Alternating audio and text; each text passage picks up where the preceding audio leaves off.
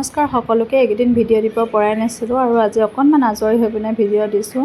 কৌশিক দেহাৰ গাটো আকৌ অসুস্থ, সেয়েহে কালি মেডিকেললৈ গৈছিলোঁ। লগতে আলহী যি আহিছিলে লখিমপুৰৰ পৰা, তেওঁলোককো লৈ গৈছিলোঁ মেডিকেললৈ আৰু লগত গৈছিলোঁ আমি ঘৰৰ সকলোকেইটা আৰু লগত আমাৰ দাদাও গৈ সহায়খিনি কৰি দিলে আৰু সকলোখিনি গৈ পিনে ভাগ হৈ যাব লগা হ'ল, যিহেতু কৌশিকৰো গা ভাল নাই, অকণমানিটোও গা ভাল নাই আৰু নিজে ইমান অসুস্থ হৈও কৌশিক দেহাৰ লগত ইমানখিনি সময় দিয়াৰ পিছতো যে কাৰোবাক সহায় কৰিব পাৰিছোঁ, তাৰ বাবে ভগৱানে আৰু শক্তি দিয়ক। আৰু অকণমানি ল'ৰাটো কাইলৈ পৰহিলৈৰ ভিতৰত অপাৰেশ্যন হ'ব আৰু অপাৰেশ্যনৰ পিছতহে ল'ৰাটো সুস্থ হ'ব, যিহেতু অকণমানি যদিও কথা চথা কৈ থাকে যদিও বহুত অসুস্থ হয়। তাৰ এতিয়া দুটাকৈ অপাৰেশ্যন হ'ব আৰু লগতে কৌশিক দেহাৰ গাটো বহুত অসুস্থ আৰু আমি চাগে এমাহৰ পিছত মেডিকেলত ভৰ্তি হ'ব লাগিব, কিয়নো কৌশিকৰ বন মেৰু যদি নকৰোঁ বহুত প্ৰব্লেম হৈ গৈছে। সেয়েহে আকৌ ডক্টৰৰ তাত যাব লগা হ'ল আৰু কৌশিকে আকৌ উশাহ ল'ব নোৱাৰা হৈ থাকিলে। এতিয়া কৌশিকক এটা মেচিনৰ প্ৰয়োজন হ'ব আৰু সেই মেচিনটো অনা হোৱাই নাই, আনিব লাগিব। ৰাতি যিহেতু কৌশিক দেহা একেবাৰে শুব নোৱাৰা হ'ল। নাজানো আৰু ভগৱানে কিমানখিনি খেলা কৰিব, কিন্তু কৌশিক দেহাৰ গাটো বহুত অসুস্থ। আনফালে আকৌ সেই অকণমানিটো সেইটো হয়, সকলোৱে আশীৰ্বাদ কৰিব অকণমানিটোকো অপাৰেশ্যন দুটা যাতে ভালে হৈ যায়। ল'ৰাটোৰ বয়স 4 বছৰ 2 মাহ হৈছেহে। আনফালে আকৌ কৌশিক দেহাও এয়া দৌৰিয়ে ফুৰে, কিন্তু গাটো ইমানেই অসুস্থ। ল'ৰাটো যে এইকণকৈ খোজকাঢ়ি ফুৰিছে তাৰ বাবে বহুত।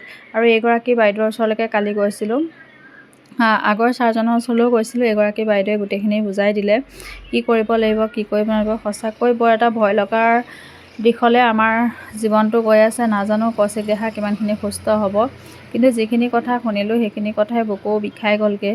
কৌশিক দেহাৰ বোলে ব্লাডবোৰ য'তে ত'তে গোট মাৰি গৈছে কৈছে, আৰু ব্ৰেইনতো ব্লাডটো জমা হৈ গোট মাৰি যোৱাৰ কাৰণে কৌশিক দেহাই মানে ভালকৈ শুব নোৱাৰা হৈছে বুলি কৈছে। আৰু অক্সিজেনটো খুব কম পাইছে, যিহেতু তাৰ য'তে ত'তে ব্লাডবোৰ গোট মাৰি যোৱাৰ কাৰণে অক্সিজেনটো কম পাইছে কৈছে। আৰু এইখিনি কথা শুনাৰ পিছত সঁচাকৈ ভাল মানে এনেকুৱা লাগিছে, কিনো কৰিম ভাবিয়ে পোৱা নাই। আৰু আপোনালোকক এইটো কাৰণে জনাইছোঁ যে সকলোৱে সুধি থাকে কৌশিক দেহাই ভাল পাইছেনে, কি হৈছে কি নাই। ল'ৰাটো দেখোন ভাল দেখিছোঁ। সঁচা কথা ক'ব গ'লে কৌশিক দেহা বহুত অসুস্থ, খোৱা বোৱা একেবাৰে নকৰা হৈছে, এঘৰা ভাতো খাবলৈ মন নকৰা হৈছে আৰু একোৱেই নাখায় আৰু তেনেকেই থাকে। অকণমান শুৱে উঠে বহে এনেকৈ কৰিয়ে ধেমালি কৰি থাকে। সেইকাৰণে আজিকালি ৰেগুলাৰ ভিডিঅ' দিব নোৱাৰা হ'লোঁ তাৰ কাৰণে, কাৰণ তাৰ সময় দিওঁতেই গুচি যায়। আৰু এনেকুৱা বেয়া লগা হৈছে নহয়, আৰু দেখিছেনে মুখখন দেখিলে মানে কিবা লগা নিচিনা হৈছে আৰু বহুত অসুস্থতাত জীয়াই থাকিব লগা নিচিনা হৈছে। কি কৰিলে ভাল হয় একোৱেই ভাবি পোৱা নাই, যিহেতু আমাৰ হাততো এতিয়াও পইচা পাতিবোৰ নাইকিয়া, কিন্তু বন মেৰুটোৰ কাৰণে বহুত টকাৰ প্ৰয়োজন। সেয়েহে এমাহৰ পিছত আকৌ টেষ্ট কৰিব লগা হৈছে।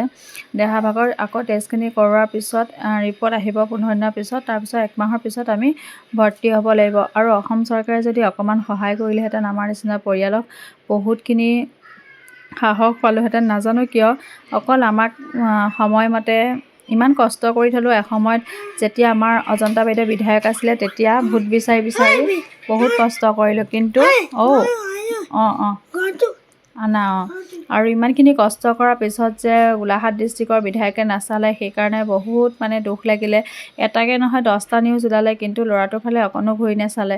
ইমান কৌশিক যেতিয়া 1.5 বছৰৰ দিন আছিলে, কৌশিকক কোচত লৈ ভোট বিচাৰি বহুত কষ্ট কৰি দিছিলোঁ, কিন্তু সঁচাকৈ চৰকাৰখনে সৰু মানুহক কেতিয়াও চিনি নাপায়। কৰিম দেহা, ৰ'বা কৰিম তুমি এইখিনি বহা। আৰু বাইদেৱে সকলোখিনি বুজাই দিলে আৰু দিয়াৰ পিছতে সকলো দেখাই মেলি হৈ গ'ল। এতিয়া ৰিপৰ্টটোলৈ ৰৈ আছোঁ আৰু মেচিনটো অনা নাই, আনিলে আপোনালোকক দেখাম বাৰু।